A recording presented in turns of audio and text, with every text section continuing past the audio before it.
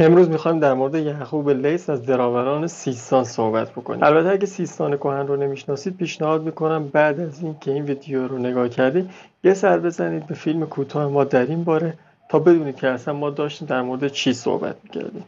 یعقوب لیث صفاری آهنگر و بنیانگذار دودمان صفاریان بود که در سیستان به مرکزیت زرند امپراتوری صفاریان رو بنیانگذاری میکنه. اون در طول حیات سیاسی خودش موفق میشه خوارج، علویان، طاهریان و همچنین حکام مناطق کرمان، فارس، هرات و نیشابور رو شکست بده. همچنین اون مکران و بلوچستان فعلی رو هم به اختیار خودش در میاره. در واقع یعقوب لیث اولین کسی بود که زبان فارسی رو 200 سال بعد از ورود اسلام به ایران به عنوان زبان رسمی ایران اعلام میکنه و در واقع در دربار اون کسی حق نداشت به زبانی غیر از زبان فارسی صحبت بکنه و یا مکاتباتی رو به زبان دیگه‌ای داشته باشه. در واقع اگه یعقوب لیث همچین کاری رو انجام نمیداد کشور ما هم امروز مانند خیلی از کشورهای شمال آفریقا که زبان خودشون رو از دست دادن الان به زبان عربی صحبت میکرد. در مورد آغاز زندگی یعقوب میتونیم بگیم که یعقوب لیث صفاری داخل روستای قرنین، کارنین یا حتی بعضیا بهش میگن غزنین به دنیا میاد که در واقع این روستا یا این منطقه در زمانهای بسیار زیادی در تاریخ جزئی از توابع زابل به حساب اومده. به همین دلیله که به غزنوی ها زابلستانی هم میگن، چرا که روستای غزنین در واقع جزئی از توابع زابل بوده. این روستا در حاشیه کویر در شمال شرقی خاشرود قرار داره و جا داره همینجا اضافه بکنیم که منظور ما از زابلی نیست که الان داخل کشور ایران داریم، بلکه این منطقه زابل الان داخل کشور افغانستان قرار داره و مربوط به اون ناحیه میشه که البته داخل نقشه هم میتونید مشاهده بکنید. چرا که زابل فعلی که ما داریم شهریه که جدیداً داخل تاریخ معاصر تقریبا اسمش عوض شده و به زابل تغییر پیدا کرده، در صورتی که قبلا با این نام شناخته نمی‌شده. در رابطه با تاریخ تولد یعقوب لیث هم میتونیم بگیم که تاریخ مشخصی برای تولد این بزرگمرد وجود نداره، اما با حدس و گمان و به احتمال قوی با توجه به شواهد و سایر چیزهایی که مشخص شده میتونیم با ضریب بالا حدس بزنیم که تاریخ تولد یعقوب بین سالهای 200 تا 207 هجری قرار داشته. در واقع قبل از این که یعقوب لیث بخواد امپراتوری صفاریان رو بنیانگذاری بکنه، طاهریان بخش‌های بسیار زیادی از ایران رو مستقل ساخته بودن، اما سیستان، مکران و قسمت‌های زیادی از کرمان در هرج و مرج بودن و هنوز در دست عباسی‌ها قرار داشتن. همچنین امپراتوری عباسی تو این مقطع تاریخی خیلی قدرتی بر روی ایالت‌های مکران و سیستان نداشته و مردم این ایالت‌ها توسط گروه‌های زیادی مورد ظلم و ستم قرار می‌گرفتن، از جمله خوارج که داخل سیستان مردم فشارهای زیادی وارد می‌کردن. فرق دیگه‌ای هم که طاهریان با امپراتوری صفاری داره اینه که طاهریان مشروعیت خودشون رو از خلیفه می‌گرفتن، یعنی خلیفه اونها رو به رسمیت میشناخت و اونها در سایه خلیفه به نیابت از اون حکومت می‌کردن. اما صفاری‌ها همچین دیدگاهی نداشتن، اونها به نیابت از امپراتوری ساسانی و به عنوان جانشین برحق اون به خودشون حق میدادن که ایالت‌های ایران رو به تصرف در بیارن و این ایالت‌ها رو مال خودشون میدونستن. اما در نتیجه همه اون ظلم و ستم و بی‌نظمی‌هایی که گفتیم در سیستان داشتیم، نهایتاً مردم سیستان در شهری به نام بست و اشان ابن نصر بیعت میکنن و به رهبری اون دست به شورش میزنن. در اون زمان فرمانروای سیستان ابراهیم قوسی بود که از جانب خلیفه به عنوان والی سیستان انتخاب شده بود. ابراهیم نهایتا این شورش رو سرکوب میکنه و اشان بزرگمرد سیستانی رو سر میبره. بعد از اشان برادر اون یعنی صالح ابن نصر رهبر قیام میشه. صالح نهایتا با کمک یعقوب موفق میشه پایتخت سیستان که زرنج هستش رو به دست بگیره و اون رو از دست ابراهیم در بیاره. نهایتا یعقوب به واسطه این کمکی که به صالح میکنه به مقام سرهنگی دست پیدا میکنه و این در واقع اولین دستاورد جنگی یعقوب محسوب میشه. اما همونطور که گفتیم اوضاع سیستان در اون موقع خیلی به هم ریخته بوده و هیچ نظم خاصی نداشته. در قسمتی از سیستان خوارج قدرت داشتند. بعد از اینکه صالح ابن نصر زرنج پایتخت سیستان رو به تصرف در میاره، خوارج به رهبری عمار طغیان میکنند و علیه صالح دست به شورش میزنند. صالح اما در جواب این شورش 3 تن از عیاران با نام‌های درهم ابن نصر، یعقوب لیث و گشیر ابن رقاد رو به مقابله با عمار میفرسته و این 3 نفر موفق میشن عمار رو شکست بدن و این شورش رو هم سرکوب کنه. درست بعد از اینکه صالح به قدرت میرسه، خوارج رو شکست میده و همچنین موفق میشه والی خلیفه عباسی در سیستان رو شکست بده، شروع میکنه در سیستان به ظلم و ستم کردن و خبر این ظلم و ستم صالح به یعقوب میرسه و همین مسئله باعث میشه که یعقوب علیه صالح بشه. نهایتا هم بین صالح و یعقوب درگیری های رخ میده که برنده این مبارزات یعنی یعقوب لیث صفاری موفق میشه سیستان رو بعد مدت‌ها متحد و یکپارچه کنه. یعقوب در سال 253 هجری به سمت هرات لشکرکشی میکنه و با والی اونجا یعنی حسین ابن عبدالله ابن طاهر وارد نبرد میشه و اون رو اسیر میکنه. بعد از اینکه هرات به دست یعقوب فتح میشه، خبر فتح هرات به محمد ابن طاهر پادشاه سلسله طاهریان میرسه. محمد ابن طاهر از نیشابور سپهسالار خودش یعنی ابراهیم ابن الیاس ابن اسد رو مأمور نبرد با یعقوب میکنه. یعقوب اما حکومت هرات رو به برادر خودش میسپره و خودش همراه با لشکر در پوشنگ با سپهسالار طاهری ها وارد نبرد میشه.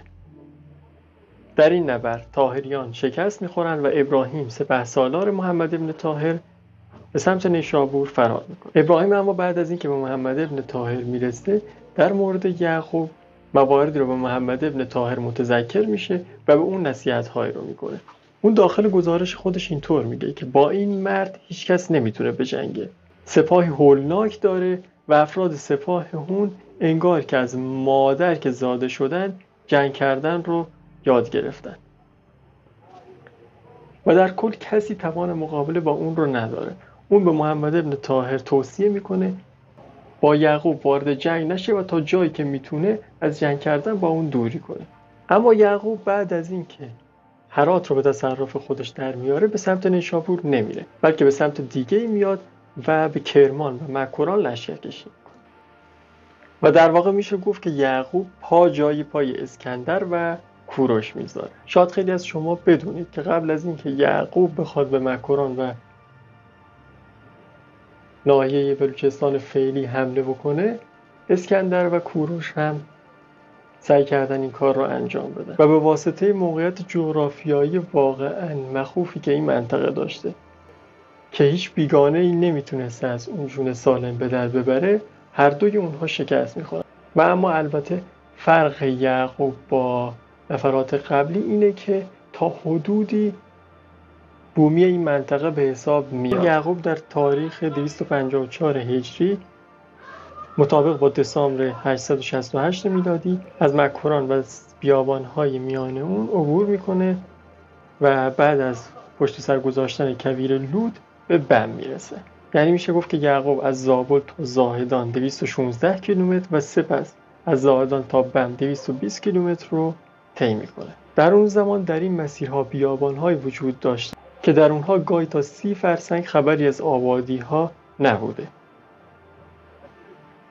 و این عبور از این مسیرها رو بسیار مشکل می‌کرده، چرا که قبل‌تر از اون هم اسکندر زمانی که به یک باره با این بیابان‌ها و این مسیرها مواجه میشه بخش اعظم سپاه خودش رو از دست میده. برای گذر از این بیابان‌ها مسئله مهم تامین آب آشامیدنی و آذوقه راهه که یعقوب برای اون چاره‌ای می‌اندیشه. یعقوب با برداشتن مشک‌های بزرگ آب همچنین جابجا کردن اونها با گاو و شتر بخش زیادی از نیاز لشکریان خودش رو برطرف میکنه. همچنین یعقوب همراه اردو خودش چند نفر چاکن ماهر رو میاره تا همراه اردو باشن و در زمانهایی که نیاز بشه چاهای نسبتاً عمیقی رو پیش از رسیدن لشکر بزنن تا هنگامی که سپاه از این مکانها عبور میکنه بتونه از آب این چاه‌ها استفاده کنه. خلاصه یعقوب با آشنایی که از قبل در رابطه با این منطقه داشته موفق میشه به سلامت عبور کنه. اما در رابطه با قومیت و نژادهایی که در این منطقه ساکن بودن میتونیم بگیم که از سالهای 300 هجری تا 400 در مکران و کرمان گروه‌های متفاوتی رو ما داشتیم. علاوه مردمی که در قسمت جنوبی مکران ساکن بودند و همچنین سایر مردمی که در قسمت‌های شمالی کرمان ساکن بودند، در مرز بین مکران و کرمان مردمی وجود داشتند که در میان کوه‌ها زندگی می‌کردند. مردم در 3 کوهستان به نام‌های بارز، قفس و کوهستان بلوچستان زندگی می‌کردند. مردم کوهستان بارز مردمی بودند که لهجه‌ای نزدیک به خراسانی‌ها داشتند و با مردم کوچ و بلوچ تفاوت داشتند. مردم کوهستان قفس هم شباهت زیادی به قوم بلوچ داشتند. پوست سبزه و جسم لاغر و تندرستی داشتند و بسیاری اونها رو کوچ می‌نامند. اما این کوهستان یعنی کوهستان قفس که دارای 7 کوه بزرگ و نخلستان‌های فراوانه از هلیل رود تا جیروف و رودبار ادامه داشته. نوبتی هم که باشه نوبت میرسه به کوهستان بلوچستان یا بلوچ که همونطور که از اسمش هم مشخصه مردم بلوچ در این ناحیه در مرز بین مکران و کرمان اکثریت ساکنین رو تشکیل میدادن و این ناحیه از بخش قفس آغاز می شده و تا دریای مکران و تنگه هرمز ادامه داشته. امروزه با مناطق شرقی هرمزگان و جنوبی کرمان مطابقت داره. اما یعقوب بعد از اینکه به حوالی بم میرسه با اسماعیل ابن موسی حاکم بم وارد مبارزه میشه و بعد از شکست دادن اون بم رو به اختیار خودش در میاره و به سمت کرمان روانه میشه. در اون زمان در واقع والی کرمان و فارس علی ابن حسین بوده. بعد از اینکه خبر پیروزی یعقوب در بم به علی ابن حسین میرسه، موقع ابن مقلص رو با سپاهی به سمت یعقوب میفرسته. اما یعقوب این سپاه رو هم شکست میده و بعد از تصرف رفسنجان، سیرجان و فرونشاندن شورش‌های جیروف نامه‌ای برای علی ابن حسین میفرسته. علی ابن حسین هم در جواب نامه یعقوب میگه که اگر کرمان رو میخوای پشت سر توه، اما اگر فارس رو میخوای نامه‌ای به خلیفه بنویس تا من رو فرا بخونه، من برمیگردم. در واقع اینطور بگیم که علی ابن حسین چون خودش داخل کرمان حضور نداشته به یعقوب اینطور میگه که اگه کرمان رو میخواد باید با اونایی که داخل کرمان هستن مذاکره کنه، اما اگه فارس رو میخوای به خلیفه بگو که به من بگه برگردم و من هم بدون هیچ مقاومتی برمیگردم. به عبارت یعنی اینطور میگه که اگه من الان داخل فارس هستم فقط به خاطر دستور خلیفه است و اگه اون دستور بده من برمیگردم و جنگی با تو ندارم. اما خب نهایتا همونطور که مشاهده کردید کرمان هم به تصرف یعقوب در میاد. اما قبل از اینکه بخوایم ادامه بدیم و سایر نبردهای یعقوب رو توضیح بدیم بهتر از قومی صحبت بکنیم به نام قوم کوروش که در واقع تئوری‌های زیادی در مورد نحوه پدید اومدن این قوم وجود داره. اما بسیاری از تئوری‌ها اینطور میگن که این قوم حاصل نبرد یعقوب در کرمان. این قوم که الان در استان هرمزگان و مناطقی از فارس زندگی میکنن که به هرمزگان نزدیکی داره، اصلیت و دلیل مهاجرتشون طبق روایات زیادی اینطور بیان میشه که افرادی که از یعقوب داخل کرمان شکست میخورن، خصوصا بلوچ‌هایی که مخالفت با اون میپردازن، بعد از شکست خوردن اونهایی که زنده میمونن نهایتاً به سمت هرمزگان و مناطق جنوبی تر مهاجرت میکنن تا از دست یعقوب فرار کرده باشن. اینطور گفته میشه که این افراد نهایتاً قوم کوروش رو تشکیل میدن. اما چرا قوم کوروش؟ در رابطه با این مسئله میتونیم بگیم که علی ابن حسین والی کرمان با نام دیگه این هم شناخته میشده که اون نام کوروشه و این افراد به واسطه اینکه حامی علی ابن حسین و مخالف یعقوب بودن، بعد از شکست خوردنشون از یعقوب لیث صفاری به مناطق جنوبی و مناطقی در هرمزگان میان و نهایتاً نام علی ابن حسین بر روی اونها و قوم یا گروهی که تشکیل میدن باقی میمونه. این تئوری همچنین اینطور بیان میکنه که علاوه بر افرادی که